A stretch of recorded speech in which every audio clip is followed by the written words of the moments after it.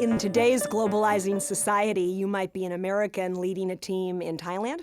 You might be a Japanese person negotiating a deal in Germany. You might be a French person trying to work with people in Australia. You can do your business over the phone, over Skype, or you can get on the plane. But that's the easy part. The difficult part is trying to figure out how to adapt your style to the group that you're working with in order to get the results that you need. We know that trust is built differently from one region of the world to another, that the best way to give negative feedback is different from one country to another. And we've also seen that decisions are made differently in different parts of the world. The very common question is it more important for me to be authentic, or is it more important for me to be flexible when I'm working internationally? And of course, the answer is it's most important to be both. And the most effective global leaders are people who have a strong sense of what I call authentic flexibility. That's like you might have one foot, your authentic foot, your left foot, that's really deeply rooted in your own culture, in your own way of working. But then with your other foot, your right foot, you can be continually working on learning how to adapt your style to the population that you're working with to get the results that you need.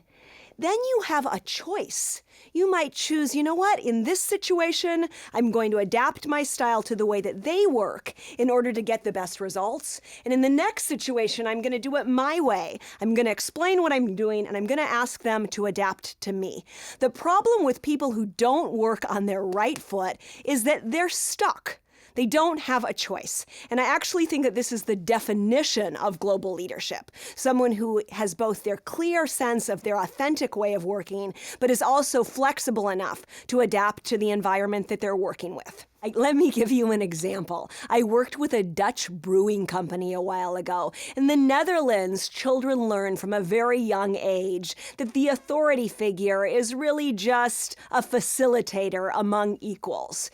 This Dutch brewing company had recently purchased a big operation in Mexico. And I now have these Mexicans who learn in Mexico from a very young age to defer to the person in charge. So I had these Mexicans who were leading these Dutch teams, and one of them said to me, Erin, managing Dutch people is absolutely incredible because I come into the meetings, I have my strategy that I'm trying to roll out. They're contradicting me, they're challenging me, they're taking my ideas off in other directions.